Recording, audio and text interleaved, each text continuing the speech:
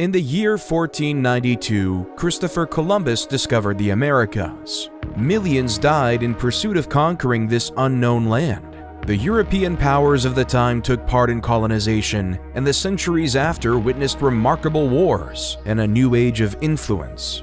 These events led to the birth of a new nation on July 4, 1776, the United States of America. Since, the USA has conquered the world in every aspect possible, from developing the most powerful military in modern history to countless astonishing human accomplishments. The country has earned the name the modern Roman Empire. But can this giant continue its dominance? To understand the story of this fascinating land, we must start from the very beginning.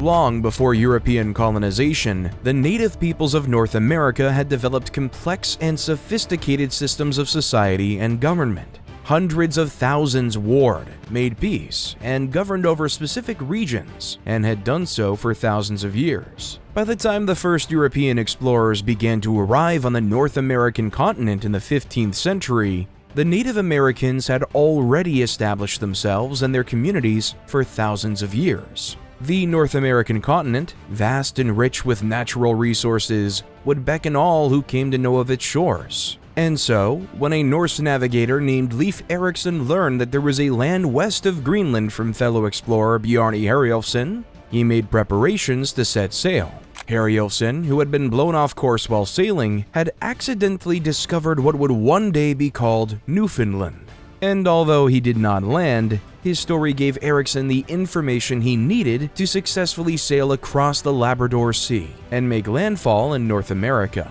Erikson and the Norsemen would establish a small settlement in Labrador called Lonso Meadows or Meadows Cove.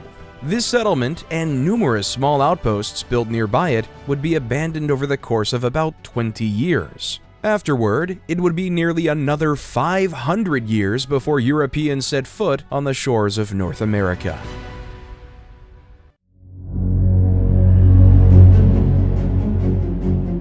Searching for a more direct and faster route to India, the great European powers of the age sent dozens of expeditions around the globe. In October 1492, the Genoese explorer Christopher Columbus, employed by the King and Queen of Spain, discovered the West Indies and inadvertently opened a new frontier of exploration. Popularized as the New World by Florentine explorer Amerigo Vespucci, it was open season for European explorers, traders, and businessmen alike. European powers began claiming sections of this new world as their own with every major exploratory mission. Vespucci, who created and sold maps of his own discoveries in the New World, gained the notable distinction of having the entire hemisphere named for him, America.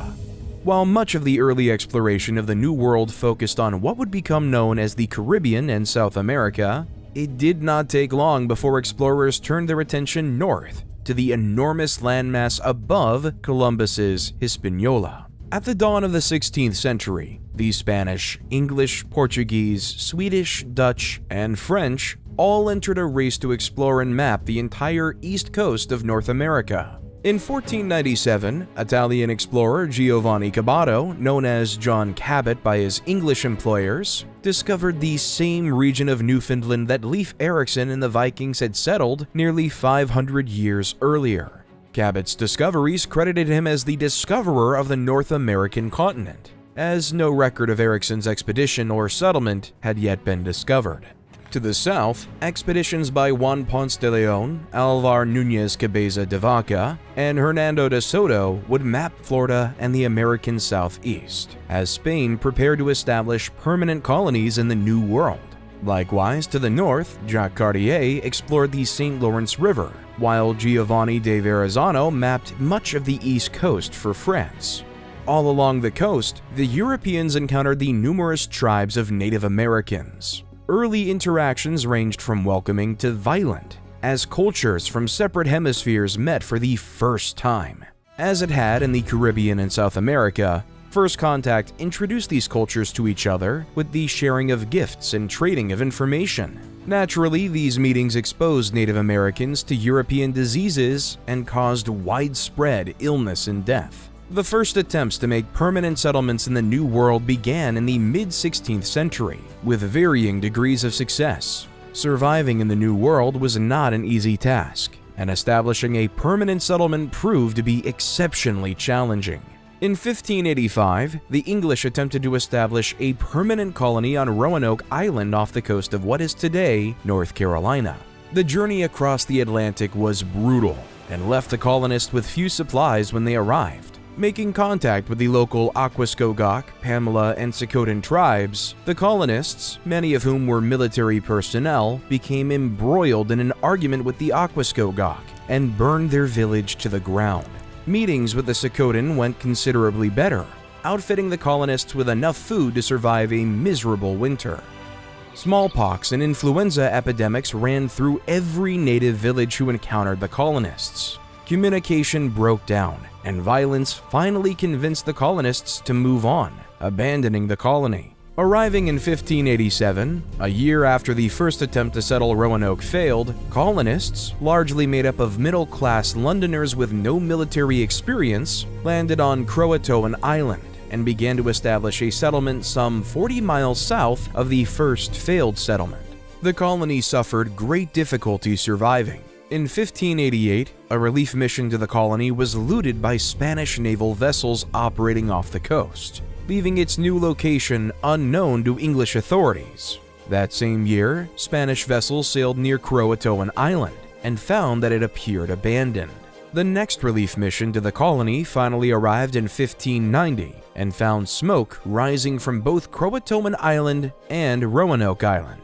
A landing party discovered both settlements abandoned and sacked. The only clues were the letters CRO carved into a tree and the word Croatoan carved into one of the posts of a palisade allegedly built by the settlers of the colony. Known as the Lost Colony, the settlers of Roanoke were never discovered, the colony deemed lost by the English government. In 1564, a group of French Huguenot settlers attempted to start a colony in what would become St. Augustine, Florida, only to have the colony sacked and all of its male citizens killed by rival Spanish forces. The settlement established by the Spanish colonists at St. Augustine is considered the first permanent European settlement in North America. In 1607, the English attempted again to establish a permanent colony in the New World. Led by the London Company, the settlement aimed to establish a colony in Virginia and selected a marshy region on the James River, which they christened Jamestown.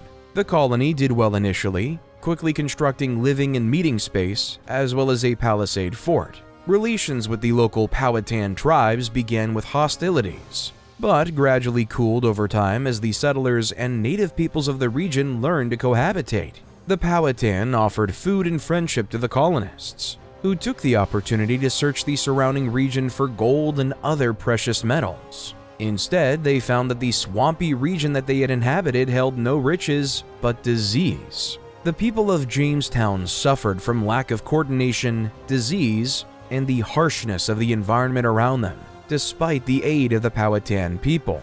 It was only when Captain John Smith took command of the colony and in near dictatorial fashion reorganized their efforts to establish trade with the natives and plant crops of their own in and around the colony. Smith returned home to England not long after his term as leader of the colony, but he had established a path for the colonists to follow that allowed Jamestown to endure difficult years of famine and struggle. Jamestown survived, and by the mid-17th century was thriving as more settlements began to grow around her. Jamestown has the distinction of being the first English settlement to survive in the New World. In 1619, 12 years after the colony's founding, Jamestown became the site of yet another first, when the first African slaves arrived in Virginia. 20 to 30 enslaved Africans who had been captured by English privateers from a Spanish slave ship were brought to Point Comfort, Virginia. From there, a number were sold or traded to the settlement at Jamestown. Slavery had existed in the New World since the mid-16th century, But this moment marked the beginning of 2.5 centuries of slavery in what would become the United States. The English continued their colonial settlement in 1620 with the establishing of the Puritan colony at Plymouth, Massachusetts. Unlike the financially motivated London Company at Jamestown, the Puritan colonists at Plymouth, known as Pilgrims, had come to America in search of religious freedom. They voyaged across the Atlantic in the Mayflower, suffering months of terrible weather at sea. When they arrived in the New World, they first landed near what would become known as Provincetown. There, the colonists, concerned over their rights to the land and their legal right to establish a colony, drafted and signed the Mayflower Compact, establishing their right to self-govern, while still holding allegiance to the English crown. However, without finding a reasonable place to begin building their settlement, and after a brief but violent encounter with a local tribe, the Puritans found Provincetown unfit and sailed up the coast for better ground.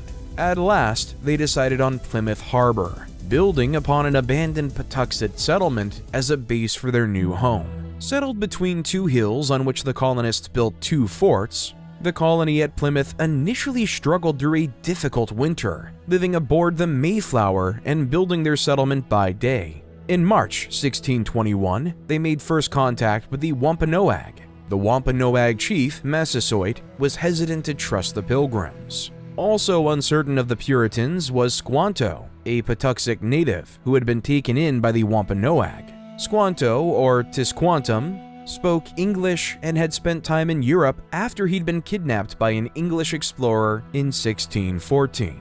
He had returned to America with another explorer, whose party was ambushed and massacred by Massasoit and his tribe. Working as an interpreter, Squanto helped the Puritans and the Wampanoag reach an agreement of non-aggression. In the fall of 1621, the Pilgrims celebrated what has become known as the First Thanksgiving, along with Chief Massasoit and several of his men. The celebration lasted for 3 days, and both parties procured and presented various dishes of local game. Like Jamestown, Plymouth was well run, and its early success was built upon by enterprising companies and individuals in England. More and more companies began crossing the Atlantic and established new settlements. Throughout the 17th century, the English began spreading as more colonies were formed and amalgamated with their fellow English neighbors. The Massachusetts Bay Colony, for example, would absorb the Plymouth Colony, and others as it grew in size. As these settlements became more established, trade opened with Europe, and goods, money, and more colonists poured into the New World. Not to be outdone, other European powers attempted to create their own permanent settlements as they grabbed more and more of the coastal region for themselves. What started as small settlements along coastal waters soon became large swaths of territory, claimed in the name of kings and queens from far-off European nations. In 1614, the Dutch West India Company began to establish permanent settlements in the Northeast, around what would one day become New York and New Jersey. Small settlements and fur trading outposts on Governor's Island and along the Hudson and East Rivers marked what was called New Netherlands. In 1624, fearing military incursions from other European powers, they purchased the island of Manhattan from the Munsee Lenape tribe for $24 and constructed Fort Amsterdam at the southern tip of the island. The settlement, which grew within and alongside the fort, was called New Amsterdam. The settlement utilized its unique environment to expand trade and use hydropower to enhance its growth. New Amsterdam was a city of trade and commerce in its earliest form, and always would be. It was a tempting target for the English, who wanted control of the Hudson for themselves. In 1664, 4 English frigates sailed into the harbor of New Amsterdam and ordered the Dutch to surrender the city. They did so bloodlessly, although the event did spark the Second Anglo-Dutch War. In June 1665, New Amsterdam was reincorporated under English law and renamed New York City. Spain, whose early discovery of the New World gave them an advantage in colonizing South America and the Caribbean, began settling in what would become the American Southeast. From their earliest settlement in St. Augustine, the Spanish traveled inward toward their territorial conquests in Mexico and upward toward Canada, carving a path through the center of the North American continent. By the end of the 17th century, Spain's North American empire would cover much of the Deep South, Midwest, and western portions of the continent. France, England's longtime rival and chief competitor in North America, set their sights for permanent settlement along the St. Lawrence River. Still hoping for an easy path to the Pacific, the settlements, Tadoussac, Quebec, Trois-Rivières, and Montreal, followed the winding St. Lawrence further and further inland. France established firm control of the fur trade in the region, then began to extend its influence further down the Mississippi River. In the Gulf, the French established a settlement along the bank of the Mississippi called Nouvelle Orleans, or New Orleans. New Orleans was established in 1718 and was the gateway to the Mississippi, a crown jewel in France's North American empire. As the 18th century began, the numerous settlements continued to grow as Europe carved up great swaths of North America for their own. These colonial territories were defined by various treaties and agreements between the colonizing nations, often ignoring the already existing native population and the complex relationships which already existed in North America. Many Native Americans fought back. Acting as opportunists, tribes worked with and against European settlers, often sparking conflict. Raids on settlements were not uncommon, and the colonists could not always rely on their far-flung colonial protectors if these actions required a serious defense. One of the largest and most violent of these was King Philip's War. In 1675, in the colony of New England, war broke out after a significant failure of diplomacy between the colonists and the Wampanoag tribe and their allies. Metacomet, son of Massasoit, who had aided the Pilgrims at Plymouth Colony, had become the Grand Sachem of the Wampanoag Confederacy and did not have the same tolerance for the settlers as his father had. Disagreements over livestock intrusion on Wampanoag land and the presence of colonial missionaries attempting to convert natives to Christianity was the last straw for Metacomet, who, unlike his father, saw only danger in the existence of these settlers on their land. An alliance of Algonquin tribes led by Metacomet struck at not only New England's far-flung countryside settlements, but the larger, more established towns as well. With no English soldiers stationed in the colonies, the New England militia mobilized to defend their homes. The militia targeted native villages, knowing that it would enrage and damage the Indians' ability to wage war. Metacomet was killed in 1676, just a year into the war. His death spelled doom for the Wampanoag and their Narragansett allies. With no one guiding the conflict, things quickly turned in the favor of the New England militia, who all but destroyed the Wampanoag people and forced their allies out of the New England territory. It was the bloodiest conflict in North America to date. In the wake of King Philip's War, tension between the English colonists and their French and Dutch neighbors grew high. In the Northeast, 5 native tribes located north of the New England colony formed the Wabanaki Confederation after witnessing the demise of their southern Wampanoag neighbors in King Philip's War, increasing tensions with the English colonists. In 1689, just 2 years after King Philip's War had ended, the colonists were at war again, this time at the behest of their mother countries. Fighting broke out as the English-backed Iroquois tribes attacked French settlements, and the French-backed Wabanaki attacked English ones. As French and English soldiers made their way to the New World, the colonists of New England and New France prepared to fight each other. Known as King William's War, the conflict dragged on for nearly a decade and saw French successes in the colony of New York and English successes in Acadia, later known as Nova Scotia, and along the St. Lawrence River. Neither side was able to take their main goal. For the French, Boston. For the English, Quebec. And the war concluded in 1697. But King William's War was only the beginning. It was the first of 4 major conflicts between France and England which pitted their various native allies against one another, and peace was not kept for long. In 1701, King Charles II, The last Habsburg king of Spain died with no direct heir and a confusing web of potential replacements, bound by secret treaties and backroom agreements. English, Austrian, Prussian, and Dutch powers scrambled to stop the French from taking control of the Spanish throne. Known as the War of Spanish Succession, or Queen Anne's War in North America, the conflict originated in Europe and did not take long for the fighting to come to the shores of North America. In the South, Spanish Florida and French colonists in Louisiana were engaged by English colonists from the province of Carolina. The fighting decimated the native populations of the region and helped secure English control of Georgia. In New England, the Wabanaki again sided with the French, and continuous raids on New English settlements plagued the Massachusetts Bay Colony. Concerted efforts made by the English military once again failed to capture Quebec City, but made considerable gains in Acadia. The fighting in North America had little effect on the war's ultimate outcome in Europe, but more than 13 years of continuous fighting wreaked havoc throughout North America, permanently damaging native and colonial communities alike. In the end, the French would give away vital territory to the English, including the Hudson River Valley, Acadia, and Newfoundland.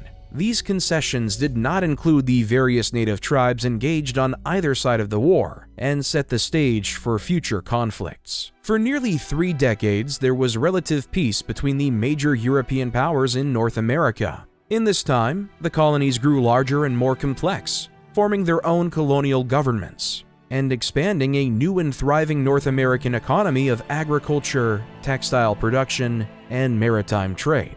As the value of the North American colonies grew, it did alongside her South American and Caribbean neighbors. Valuable gold and silver had been found in South America, and the Caribbean produced commodities which were by now a necessity in Europe and North America, namely molasses and other sugar products. The production of these commodities, of course, was powered by the sweat of slave labor. By now, the American colonies were all engaged in what was known as the Triangle Trade. Slaves from Africa were brought to the Americas, where the slave ships would deposit African slaves for sale and take on cargo of sugar bound for New England.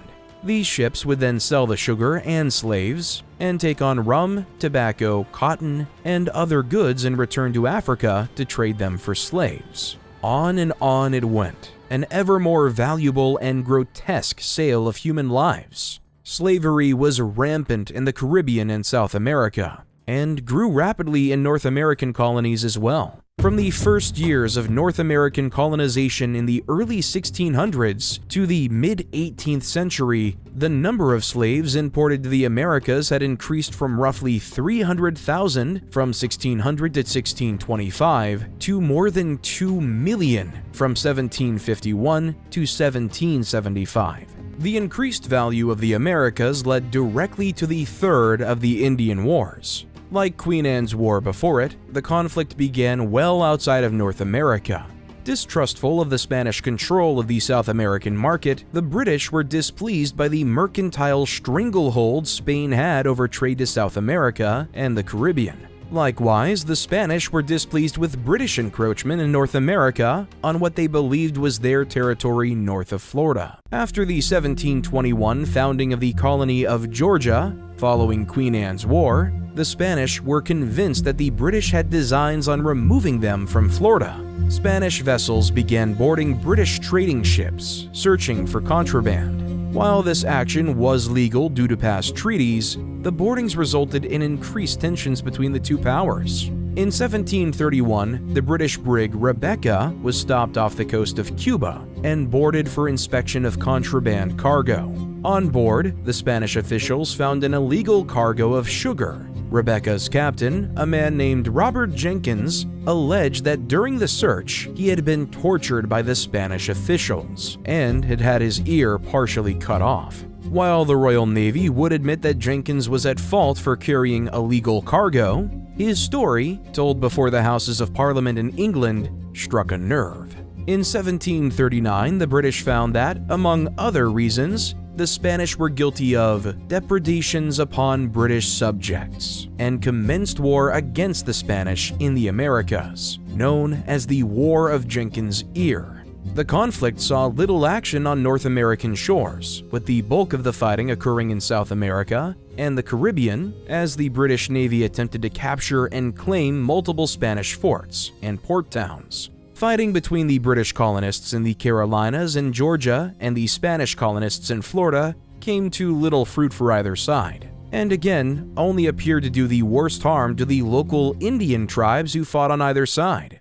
In 1742, another war broke out in Europe, this time between Prussia and Austria over control of Silesia. Once again, a question of the right of succession brought all of Europe's great powers into war. The death of Emperor Charles VI of Austria had left a power vacuum in Central Europe, with Great Britain, the Dutch Republic, Hanover, and Russia supporting Charles VI's daughter, Maria Theresa, as his heir, and France, Spain, Prussia, and Sweden supporting Charles Albert of Bavaria, who believed he had the right of inheritance. This war, known as King George's War in North America and the War of Austrian Succession in Europe, swallowed everything in its wake, including the War of Jenkins' Ear.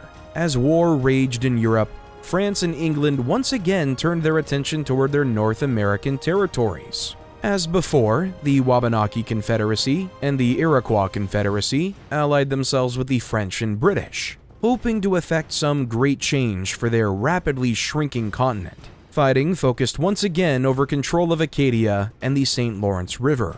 In 1745, the British colonists achieved the first substantial gain in the last 50 years of colonial warfare with the capture of Fortress Louisburg at the mouth of the St. Lawrence River. Fighting stretched down into the colony of New York as well as New England.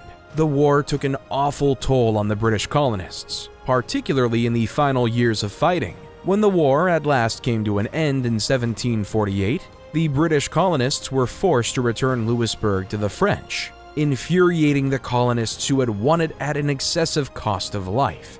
Once again, after years of violence, the borders were returned to their pre-war status, with nothing having been gained.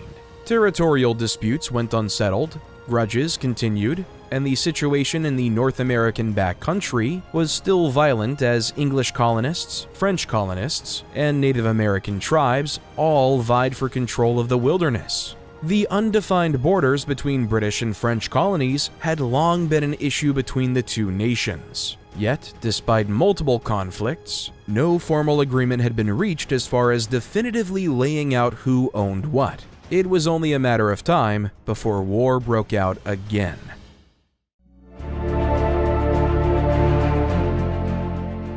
In late 1753, the lieutenant governor of the Virginia colony, Robert Dinwiddie, ordered a young Virginia major named George Washington to remove French colonial troops from forts in the Ohio River Valley. The colony of Virginia claimed this territory as its own and felt that it was within their right to vacate the French from the forts, which still dotted the region from the last century of fighting. The expedition resulted in a French rejection of Virginia's demands, and Washington, who was promoted to lieutenant colonel upon his return, was once again sent into the Ohio River Valley to remove the French from their forts, by force if necessary. In April 1754, French troops learned from their native allies, the Mingos, that a small British fort had been built by colonial militia at the forks of the Ohio River. French troops marched to the fort and captured it. They built in its place a much later fortification which they named Fort Duquesne. Meanwhile, further south in the valley, Colonel Washington and his small force of colonial militia and natives, allied to the English, came upon and engaged an encampment of unsuspecting French troops. The French were quickly overwhelmed, and later explained that they had been sent to intercept Washington peacefully and to warn him of his apparent incursion in what they believed was French territory. To Washington's surprise, the leader of the native forces accompanying him, Tenarison, attacked and killed the wounded French commander, likely due to a long-standing hatred of the French. Washington feared the French would attack and constructed a small fort, which he named Fort Necessity. Necessity was, as Washington predicted, quickly surrounded by French troops from Duquesne and forced to surrender. This small skirmish set the world on fire. Lieutenant Governor Dinwiddie called for aid from his fellow colonies and from the British government back in England. Fearing that the incursion would strengthen French claims to the region,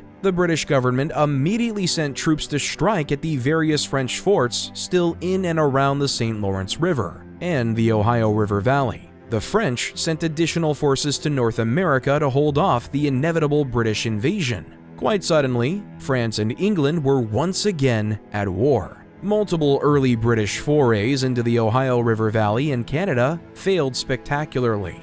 Early into the war, it seemed as though the French would be able to secure their holdings in North America, and even found success.